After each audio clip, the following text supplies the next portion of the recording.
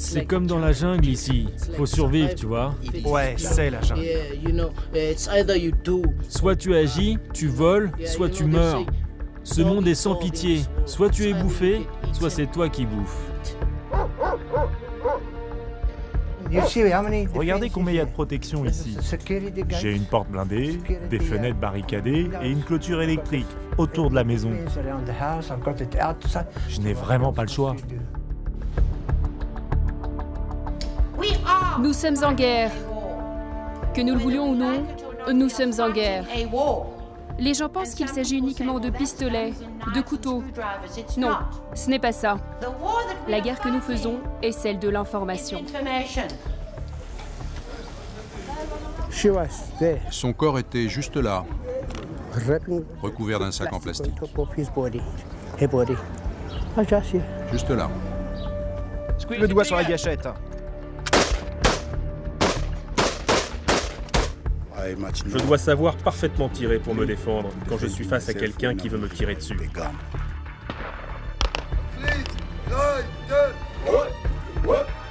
Les gars, n'hésitez pas à sortir votre arme.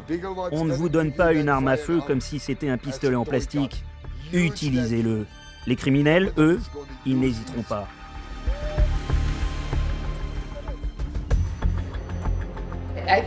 Mon père a donné le meilleur de lui-même à la vie et à la société.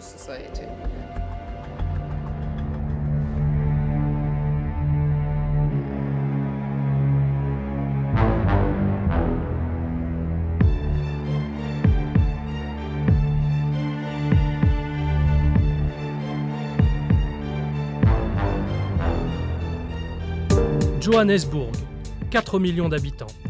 Son centre-ville, une population majoritairement noire.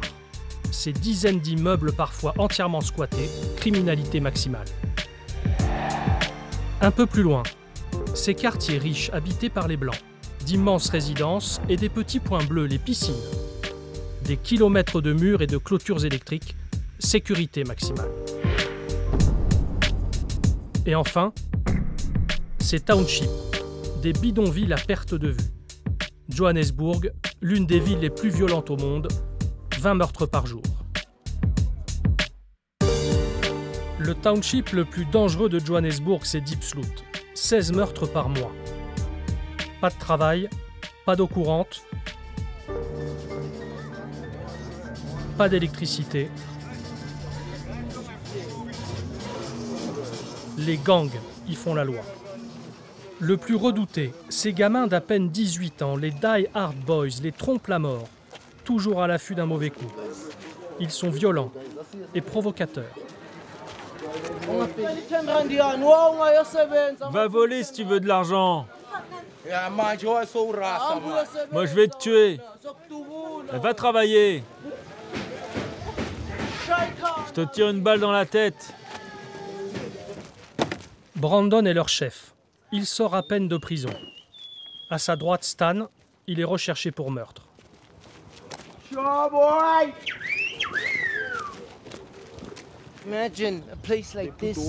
imagines un endroit comme ça? C'est là qu'on vit. Les gens, ils ne réfléchissent pas. Ils jettent tout ici. Leurs poubelles, tout ce qui traîne, ils le balancent ici.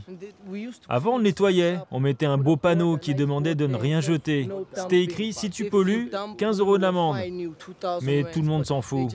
Ça continue. Le pire, ce n'est pas ça. C'est les femmes enceintes. Elles avortent clandestinement dans ces baraques et tout est jeté ici. En plus, on n'a pas de toilettes. Les seaux remplis sont jetés là. Regarde. On vit au milieu, ce sont des maisons. Tu vois, des familles vivent ici. Nous suivons les Die Hard Boys dans leur quartier général.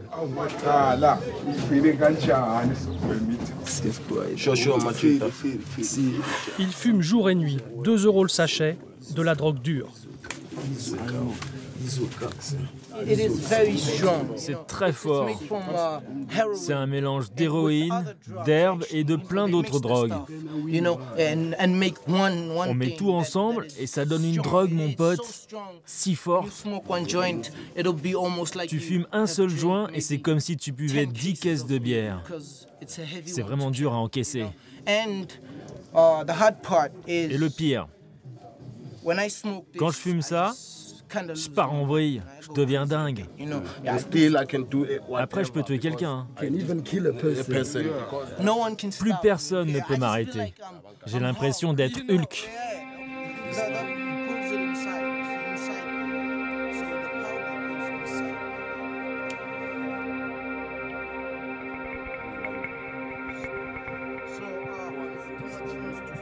Les Die Hard Boys ne peuvent survivre qu'ensemble, un clan avec ses signes de reconnaissance. C'est notre tatouage. C'est un crâne. Parce que quand on est déjà mort comme nous, ce n'est pas possible de mourir une deuxième fois. Notre vie est dans la rue. Par exemple, on cherche tout le temps des endroits où il peut y avoir de l'argent, des commerces, des bureaux. On les cambriole, on vole. On fait aussi beaucoup de braquages dans les maisons. On attaque dans la rue. On fait tout ce qui peut nous rapporter de l'argent. C'est comme dans la jungle ici. Faut survivre, tu vois. Ouais, c'est la jungle. Soit tu agis, tu voles, soit tu meurs. Ce monde est sans pitié. Soit tu es bouffé, soit c'est toi qui bouffes. On est des gangsters, mais on a des mères, des pères, des cousins, des oncles. On a nos familles, nos enfants, nos femmes. On est des êtres humains. Tu comprends? Mais quand je suis en train de braquer, je lui dis « Allonge-toi, file-moi ton pognon ». Il n'écoute pas, alors tu sais que tu vas le buter. Il essaye de t'arracher ton flingue, alors tu n'as pas le choix. S'il fait ça, il meurt. Ils font les héros, et tu sais ce qui arrive aux héros, ils meurent.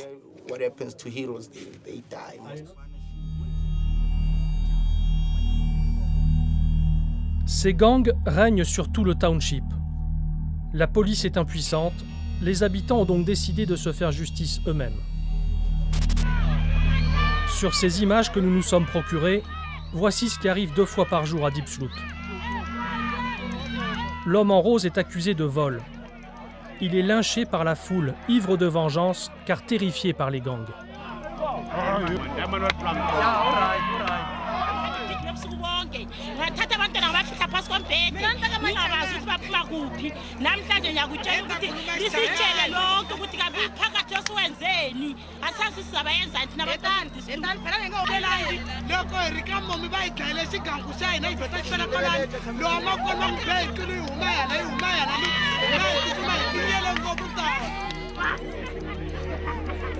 La maison du voleur présumé est brûlée. La police arrive enfin, mais comme souvent trop tard, l'homme est mort. Autre scène de justice immédiate dans les rues de Deep Sloot.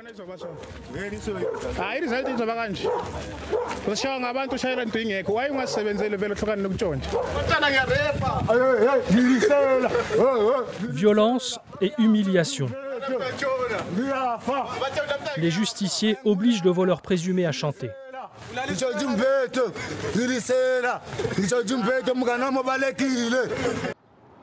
Ces miliciens de Deep Sloot, nous les avons rencontrés. Christopher est l'un de leurs chefs. Plus aucun crime ou délit ne restera impuni. On chasse les criminels qui violent nos filles, ceux qui cambriolent nos maisons. Vous savez, la vie est dure.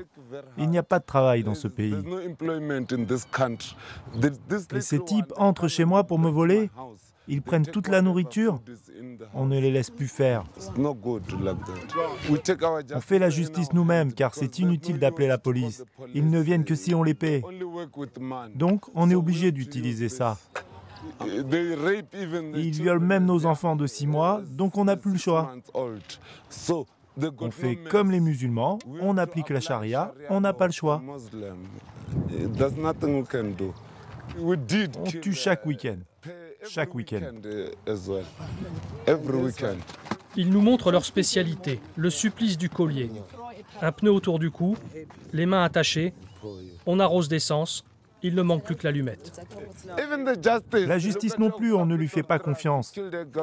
Un de nos amis a été assassiné, le meurtrier dit qu'il est innocent. Ici, tu tues quelqu'un, tu ne restes même pas 2 mois en prison. Et le lendemain, tu reviens. Prendre la vie d'un autre, ça ne coûte que 2 mois. C'est quoi ce bordel? Donc on a raison d'utiliser ça. La hache de Christopher et de ses hommes, quelques jours plus tôt, Terence l'a vu de très près. Il est encore prostré, traumatisé. Pour se payer sa drogue, Terence a volé dans un magasin. Les miliciens l'ont poursuivi. Là, c'est un coup de couteau. Ici, c'est un coup de planche. Je n'ai vu personne arriver. Je regardais de l'autre côté et il m'a frappé. Ça a fait bang une fois. Puis encore 2 fois, bang, bang. Juste là. Et je suis tombé. Quand j'étais par terre, ils m'ont encore frappé sur la jambe. 4 fois. J'ai commencé à saigner. La blessure était profonde. On m'a soigné à l'hôpital. Je ne pouvais plus marcher. J'y suis resté 5 ou 6 jours et ça allait à peu près. C'est la 3e fois que Terence survit à la justice immédiate. Ils voulaient vraiment me tuer. Heureusement, 2 personnes, un homme et une femme, m'ont sauvé la vie. Ils les ont repoussés en disant que je n'étais pas entré dans une maison pour voler. J'avais juste volé dans un magasin. Pourquoi voulez-vous le tuer? Laissez-le tranquille. Et ils m'ont laissé. Les 2 personnes ont appelé une ambulance et c'est comme ça que je me suis retrouvé à l'hôpital. Ils tuent des gens, ils les tuent en 2 minutes. Tu es mort et ils ne te laissent aucune chance. Ils ont tué mon ami, il était en train de danser, mais il avait toujours des armes sur lui. La nuit, il volait et braquait. Ils l'ont tué, ils ont mis le feu à sa cabane et il est mort brûlé vif.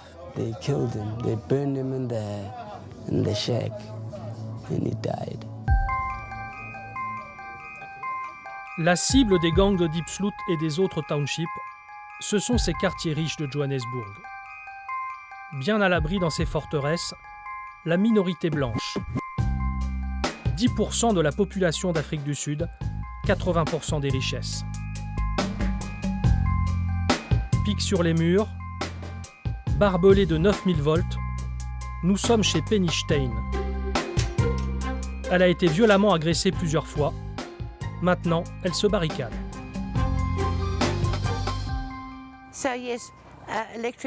Voici mon grillage électrique, avec des palissades qui sont bien sûr très dangereuses. Il y a les barbelés au-dessus du mur, la clôture électrique tout autour de la propriété et un système d'alarme sur chaque fenêtre. Toutes mes portes sont blindées et j'ai aussi plein de protections à l'intérieur. Je peux totalement m'enfermer dans une moitié de ma maison. Il y a 13 ans, elle a failli mourir. Il a essayé de m'étrangler. Il était en train de m'étrangler. Je luttais et j'ai réussi à prendre un de ses doigts dans ma bouche. J'ai mordu ce doigt comme une folle de toutes mes forces et je ne lâchais pas.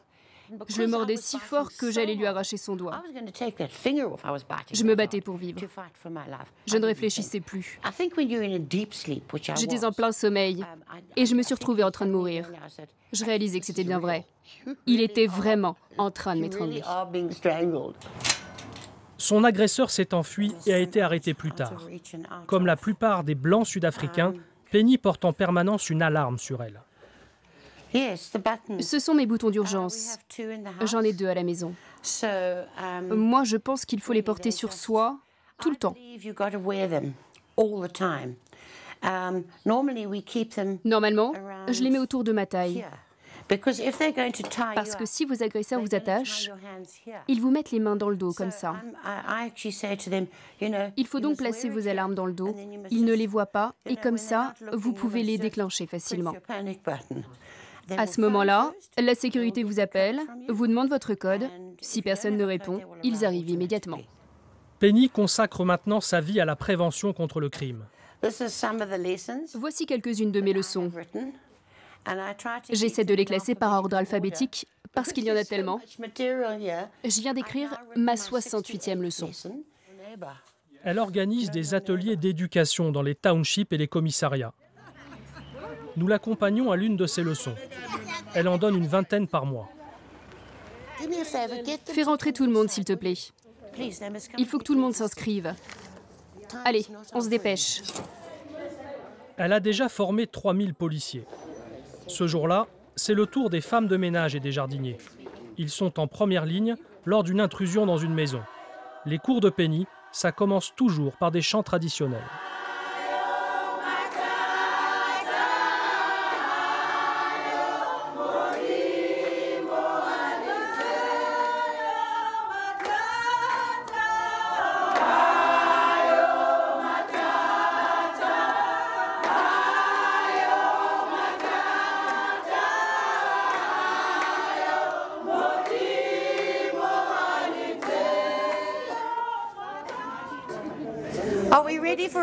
Ça y est, on est tous prêts pour notre leçon du jour?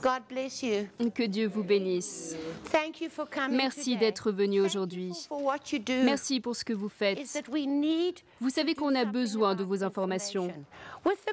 Avec tous ces crimes, sans vos informations, la police ne pourra jamais gagner. Le discours de Penny est simple et direct. Pour lutter contre le crime, vous devez informer la police.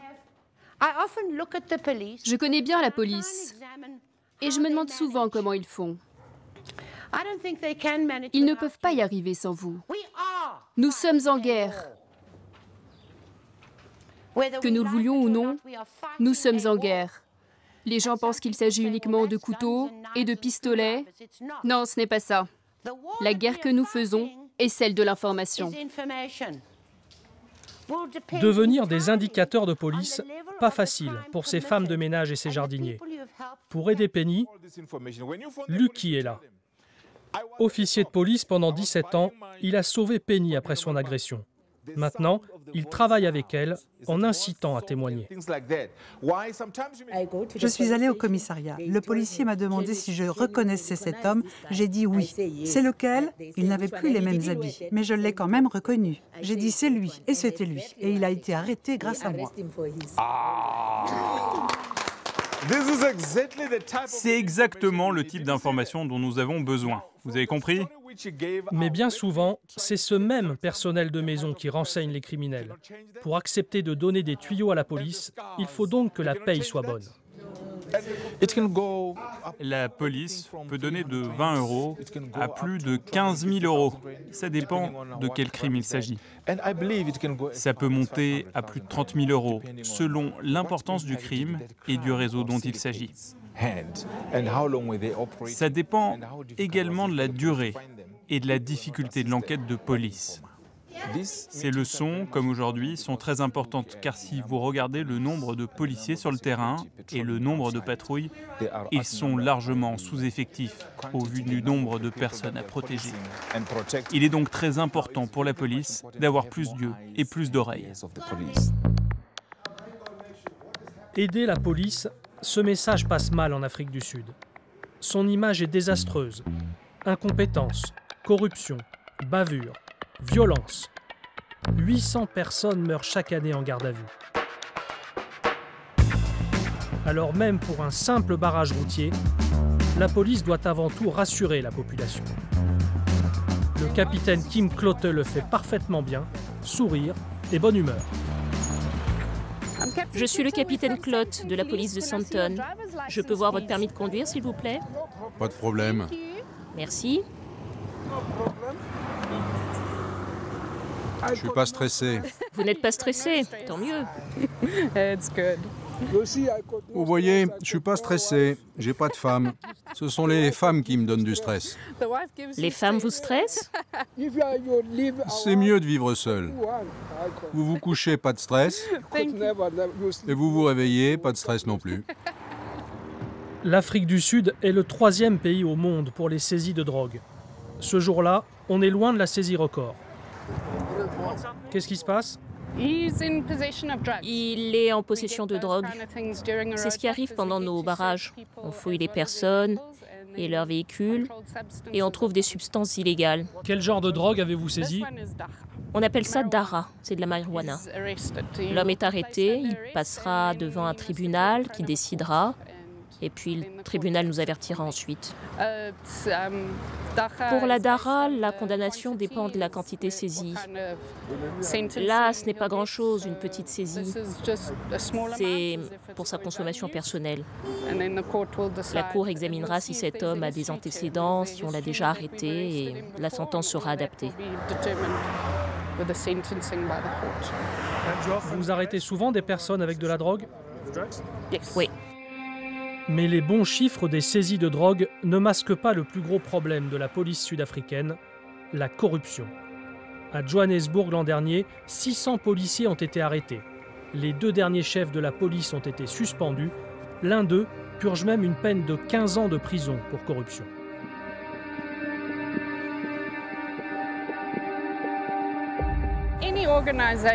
Chaque organisation a ses pommes pourries, y compris la police sud-africaine. C'est vrai qu'on a un problème avec la corruption, mais nous avons une stratégie anti-corruption. Si vous regardez bien notre barrage, il y a 4 officiers. Ils supervisent et contrôlent nos autres policiers. Vous les voyez beaucoup bouger et aller d'un véhicule à l'autre pour voir si tout se passe normalement. On met nos officiers expérimentés sur le terrain pour combattre la corruption.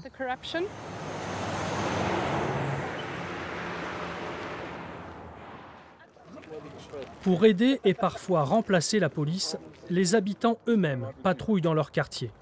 Ce sont des milices citoyennes armées, autorisées par la loi, présentes partout dans la ville. Jeff est le responsable de Bracken Downs, au sud de Johannesburg.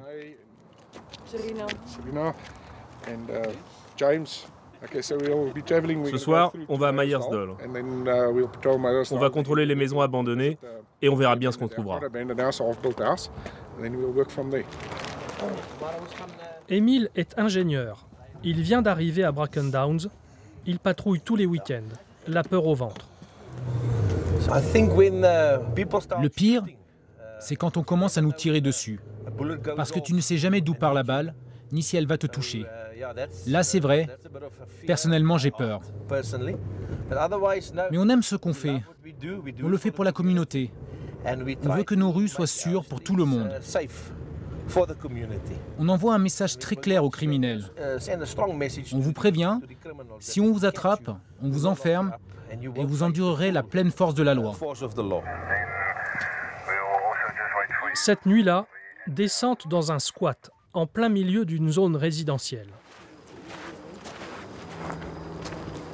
Emile y retrouve souvent des téléphones volés. Il repère des ombres dans le parc. Hé, là-bas, qu'est-ce que vous faites? Il prévient Jeff qui va les contrôler. Ce sont des immigrés clandestins zimbabwéens. Il les soupçonne de voler des restes de poulet dans un fast-food pour les revendre. Qu'est-ce que vous faites là? Bah, on vend de la viande. Vous vendez quoi comme viande? Fais voir. Elle est fraîche au moins? Mais elle est pourrie ta viande. Tu sais que tu n'as pas le droit de la vendre? C'est que des restes de poulet pas frais. C'est sûr, je vais t'en acheter. Et tu te fais beaucoup d'argent avec ça? Ouais, ça va, je vends bien. Plus loin, un homme en état d'ébriété. Tu n'as pas le droit de rester là. Il n'y a même pas d'électricité. Et tu vas faire quoi s'il pleut? S'il vous plaît, laissez-moi rester là, s'il vous plaît. Jeff ne veut rien entendre, fouille des affaires et il lui demande de partir.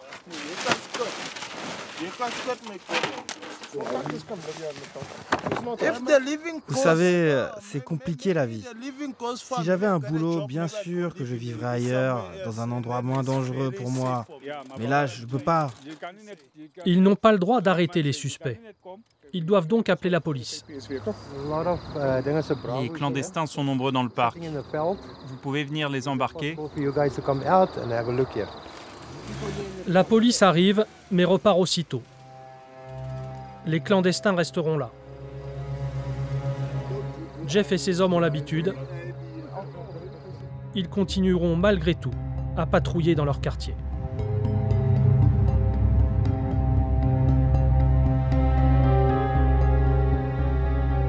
La journée, place aux compagnies de sécurité. Salle de commandement de Beagle Watch. Sur chaque écran, les appels d'urgence. Ils sont traités par Quentin. Il a 5000 maisons à protéger, 50 hommes armés sur le terrain. Intervention en 2 minutes maximum. On intervient immédiatement, on envoie une voiture. Dans notre pays, c'est tout de suite un sérieux problème. Il faut qu'on soit sûr que notre client soit protégé, en sécurité, et qu'il n'ait pas un pistolet ou une autre arme braquée sur la tempe. Au même moment dans la cour, 5 heures du matin, revue d'effectifs, rappel des consignes. Les gars, n'hésitez pas à sortir votre arme. On ne vous donne pas une arme à feu comme si c'était un pistolet en plastique. Utilisez-le. Les criminels, eux, ils n'hésiteront pas. Faites comme sur la 4e rue quand on a abattu le criminel. Bon, je dis pas que vous devez agir comme des cow-boys et tirer tout le temps. C'est votre vie. Vous devez savoir quand tirer. Tirez quand vous devez tirer. Les criminels, ils sont toujours en train de rôder, à la recherche de tout ce qui rapporte de l'argent. Donc s'il vous plaît, n'hésitez pas. Vous avez l'autorisation de tirer vos balles.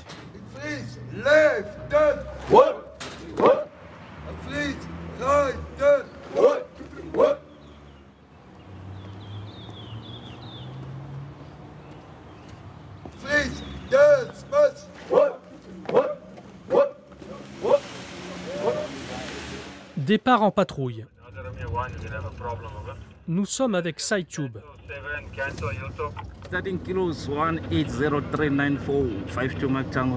Il connaît chaque mètre de ce quartier. Il le parcourt 12 heures par jour depuis 3 ans pour 460 € par mois. En Afrique du Sud, ils sont 420 000 agents armés, 2 fois plus que de policiers. Selon sa hiérarchie, SideTube est leur meilleur agent. Le critère est simple, on lui a tiré 9 fois dessus, il a tué 4 criminels. Il a sauté depuis le mur de cette maison. Il a couru vers moi, j'étais là. Il a sorti son arme et m'a tiré dessus. Juste ici. J'ai senti l'impact, ça m'a fait reculer. Je me suis écarté un peu et j'ai tiré. Il était allongé par terre. J'ai eu très peur, parce qu'il m'a tiré dessus. J'ai vraiment eu peur. Vous l'avez tué? Oui, il est mort. Son corps était sur le côté, juste ici. Pour SideTube, comme pour chaque agent de sécurité, passage obligatoire, le stand de tir. Chargez votre arme. Vous êtes prêts? On joue. Feu! Visez. Dans la cible. Continuez à tirer. Et bien au centre. Derek est instructeur. Il enchaîne plusieurs entraînements par jour. C'est un pistolet 9 mm. On s'en sert à l'entraînement. C'est une très bonne arme. Très résistante. Parfaite pour nos entraînements de sécurité. Pour tirer, vous dégainez. Arme devant les yeux et visez la cible. Chargez. Attendez. Maintenez bien votre arme. Les bras tendus. Tenez-vous bien droit. Préparez-vous. Tenez votre ligne de mire. Le doigt sur la gâchette. Derek n'utilise pas que des armes légères. Il adapte ses entraînements à l'évolution de la criminalité. C'est un fusil d'assaut semi-automatique. Si on utilise ça, c'est que les armes légères sont insuffisantes en Afrique du Sud. Les criminels, face à nous, ils ont des armes de guerre, des kalachnikovs. Toutes ces armes lourdes, ils les volent dans les stocks de la police ou de l'armée. C'est ça qu'ils utilisent aujourd'hui. Avec un simple pistolet 9 mm et des fusils d'assaut en face, vous n'avez aucune chance. Nous aussi, on s'adapte, comme la police. Son client du jour, c'est Tzvi.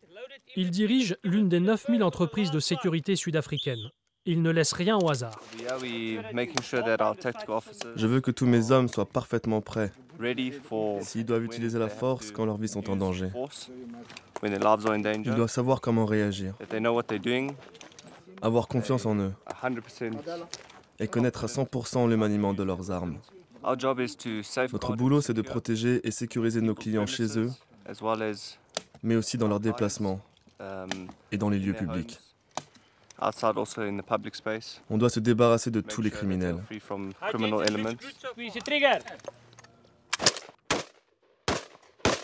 Pour ces hommes, savoir parfaitement tirer au 9 mm ou au fusil mitrailleur, c'est une question de survie. Vous avez bien tiré? Ouais, j'ai fait un bon carton. C'est parfait. Regardez, c'était vraiment un bon entraînement. Je me sens en sécurité avec mon arme. On doit lutter contre des cambrioleurs. Et quand tu sais que tu es un bon tireur, tu es plus sûr de toi. Si tu atteins ta cible à l'entraînement, tu sais que quand un criminel sera devant toi, tu seras prêt. Tu réagiras bien, tu pourras le tuer. Moi, j'en ai tué 2. Vous avez ressenti quoi à ce moment-là? C'est la vie. C'est comme ça, notre boulot.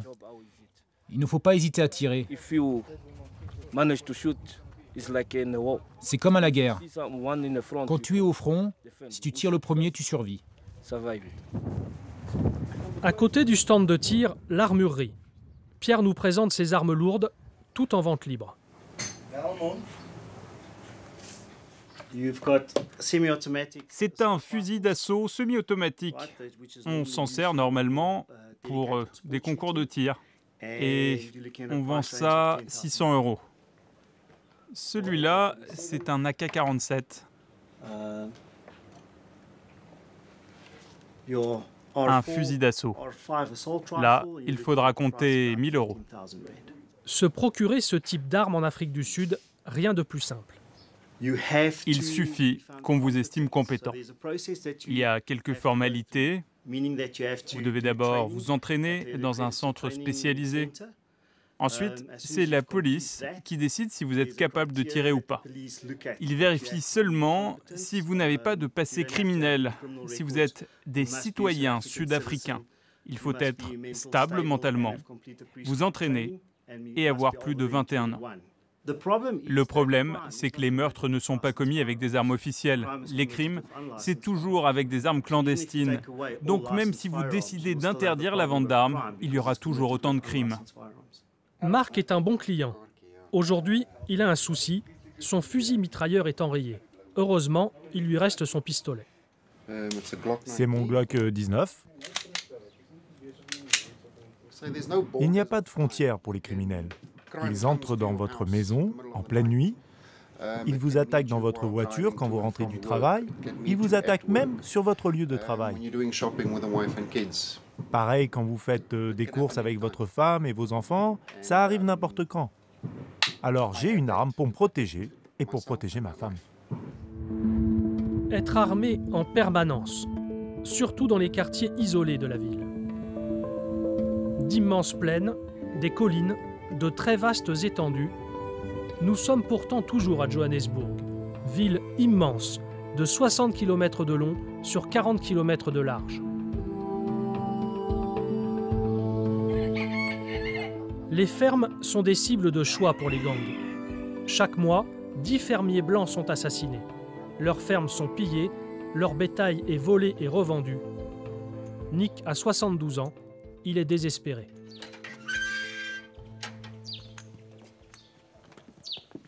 On est obligé de s'enfermer, même la journée, et encore plus la nuit. On ferme toutes les portes à clé, ne jamais oublier. Voilà, que faire d'autre? C'est comme ça qu'on vit ici. Une fois, j'ai trouvé 4 types chez moi. Ils voulaient de l'argent, ils disaient qu'ils allaient violer ma femme. On était traumatisés. Mais je les ai pris à revers. Ils ont sauté par-dessus le mur. Je leur ai tiré dessus. J'ai appelé les voisins. Tout le monde est arrivé. La police aussi est arrivée. Rien ne s'est passé. Quand ma belle-mère a été agressée, la police est venue. Et puis rien. Maintenant, on n'appelle même plus la police. Ça ne sert à rien. Pour Nick, la seule façon de protéger sa famille et ses 7 employés, c'est l'autodéfense.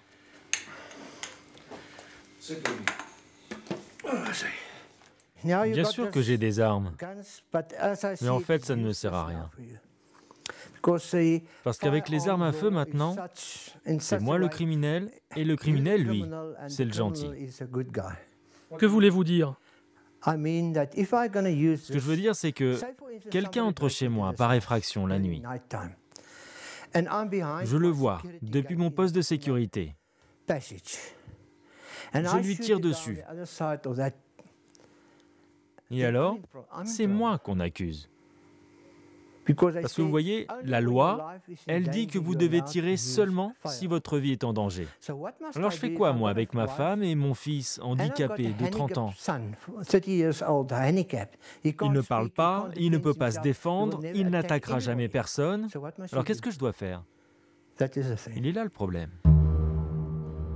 Nick a sauvé sa femme d'un viol. Un cas loin d'être isolé. En Afrique du Sud, il y a 180 viols par jour. C'est le pays où il y en a le plus au monde. Retour à Diepsloot. La famille Mkondo y vit depuis toujours. Ils s'entassent à 8 dans cette baraque en tôle, seulement 60 € de retraite par mois et 30 € de loyer. Là, c'est la chambre des garçons. Et puis on a une autre chambre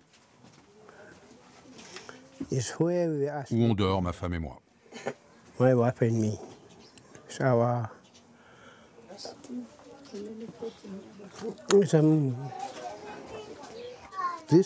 Ici, de ce côté, c'est pour les filles. Mes enfants, elles dorment là, avec leurs propres enfants.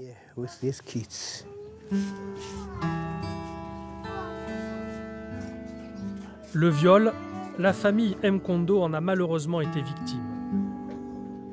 Thabo et sa femme nous montrent avec tristesse la photo de leur petite fille Anne-Lisa. Elle avait 5 ans, elle a été enlevée, violée et étranglée. Je ne sais pas quoi dire. Je n'aime pas la voir en photo comme ça. C'est difficile d'en parler. Je ne veux plus y penser. J'aimerais que tout s'arrête. Ça a changé complètement notre vie. On était si heureux avec elle. Et quand je regarde cette photo, c'est si triste. Ça me rend dingue.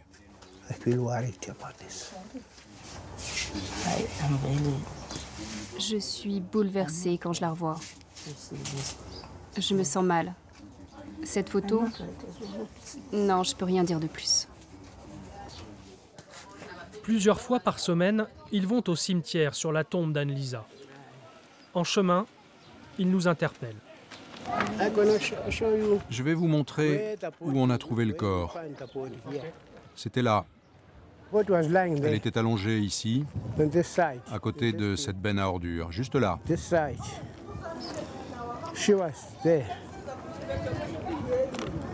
Elle était là, recouverte d'un plastique. Et il y avait plein de monde autour.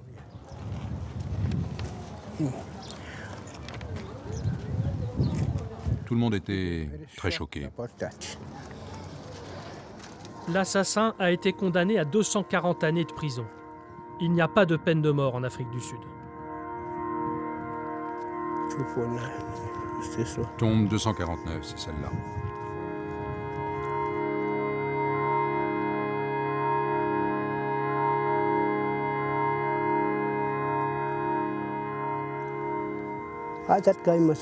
Le tueur a été condamné à rester toute sa vie en prison. C'est le minimum. Vous voyez ces deux tombes là-bas? C'est le même tueur. 2 petits-enfants. Il a d'abord tué ma petite fille et la même semaine ses 2 autres enfants, de 2 et 3 ans. Vous vous rendez compte, la même semaine, il en a tué 2 autres.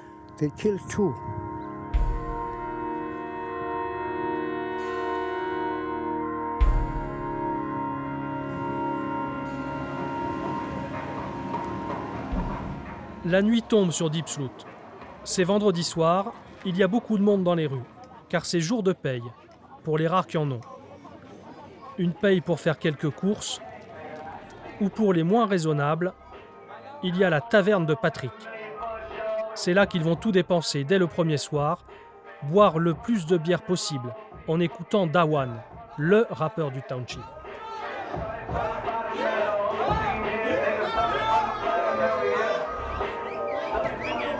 Everybody gonna know Deep Snoot is where I'm from. Even if they talk about crime, we ain't gonna see it all. They come back and we keeping it raw. We like the same countries that you all gonna know. Trop d'alcool, trop d'armes, trop de braquages. La bière, c'est donc derrière ces grilles qu'elle est vendue. Dawan est un clandestin zimbabwéen. L'apartheid est aboli, mais c'est un autre racisme qu'il dénonce, celui au sein de la communauté noire.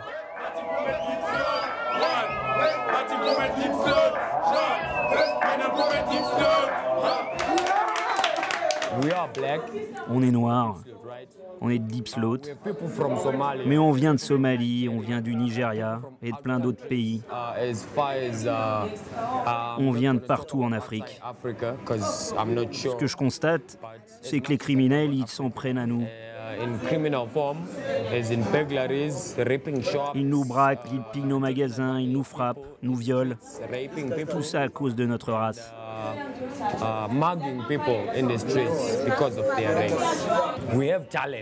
Pourtant, nous les artistes, on a du talent. Ici, c'est plus parce qu'on n'a pas de travail qu'on n'a pas d'argent. Alors, on commet des crimes pour se faire connaître.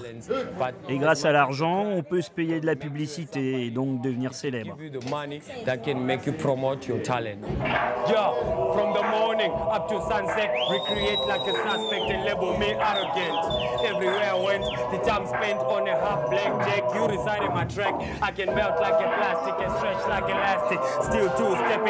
I feel the marijuana pain so high like a shot stunner because you want me 6 feet under.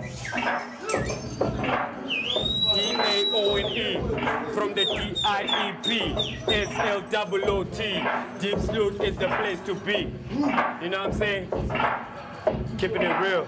Salute. Keep it real, nigga. Salute.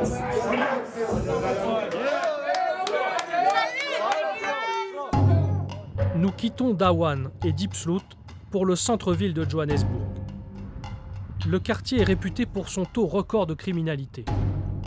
Et pourtant, dans cet immeuble quelconque, Jewel City, ou plutôt Diamond City, la cité des diamants. Mesure de sécurité maximale, on vient du monde entier pour vendre et acheter. L'Afrique du Sud est le deuxième marché mondial. Exceptionnellement, nous filmons à l'intérieur de ce bunker. Tomer est négociant, code d'entrée top secret, vidéosurveillance et cet imposant coffre-fort blindé. Des dizaines de petites enveloppes et dans chacune d'entre elles, voilà un diamant émeraude. Magnifique coupe à l'ancienne. Ça revient à la mode en ce moment.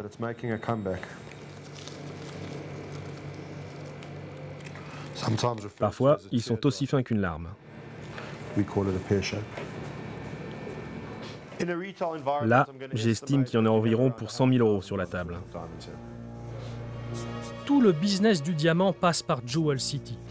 Tomer et ses collègues essayent de ne pas trop y penser, mais ils vivent dans une insécurité permanente. Les diamants sont minuscules et ça représente énormément d'argent. C'est donc une grosse tentation pour les criminels. C'est facile à voler, une cible recherchée. On doit avoir des mesures de sécurité très fortes. Tu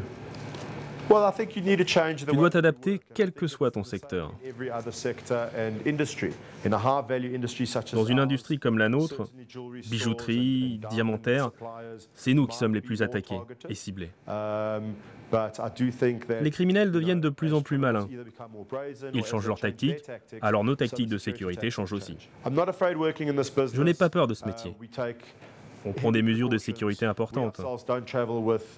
On n'a bien sûr jamais de diamants sur nous. On utilise des courriers professionnels et secrets. On a des assurances spéciales, des protections spéciales. Donc, Je n'ai pas peur, non.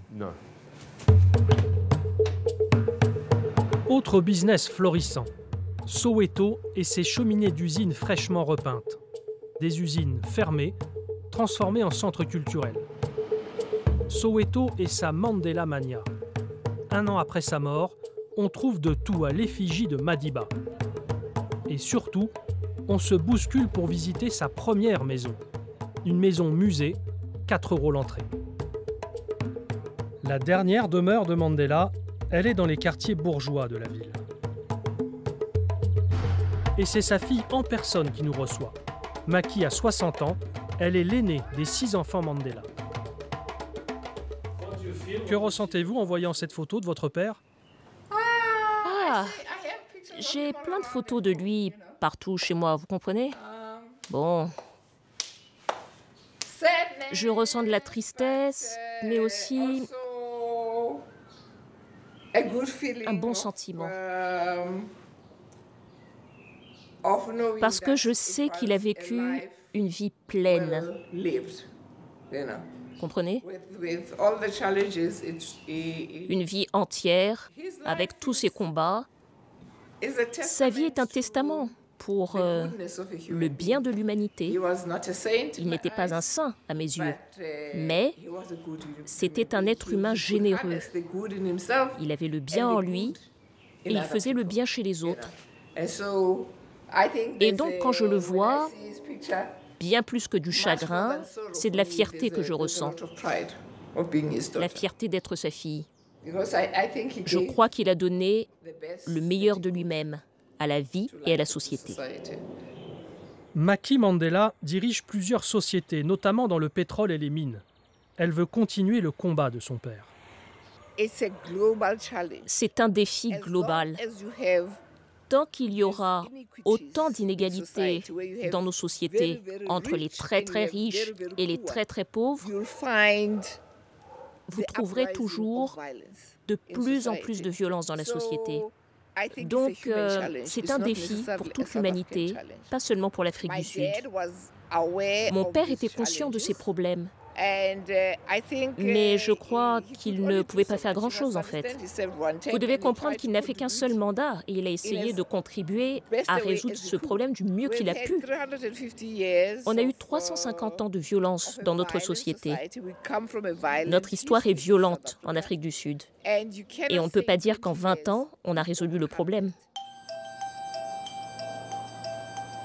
23 ans après la fin de l'apartheid, quel avenir pour Brandon et les Die Hard Boys de Diepsloot? Comme Terence, réussiront-ils à échapper aux commandos de justiciers? Que peuvent espérer les grands-parents d'Anne-Lisa, traumatisés par son viol et son assassinat? Combien de leçons Penny devra-t-elle encore donner pour essayer de fesser un peu la criminalité? L'Afrique du Sud, c'est aujourd'hui 20 000 meurtres par an, 30% de chômage et un habitant sur 2 qui vit avec 1 seul euro par jour. Le pays doit donc maintenant relever le deuxième immense défi de son histoire. Le premier, c'était mettre fin à 43 années d'apartheid. Le deuxième, c'est relancer l'économie et réduire la criminalité. Un défi qui est, pour les optimistes, loin d'être insurmontable.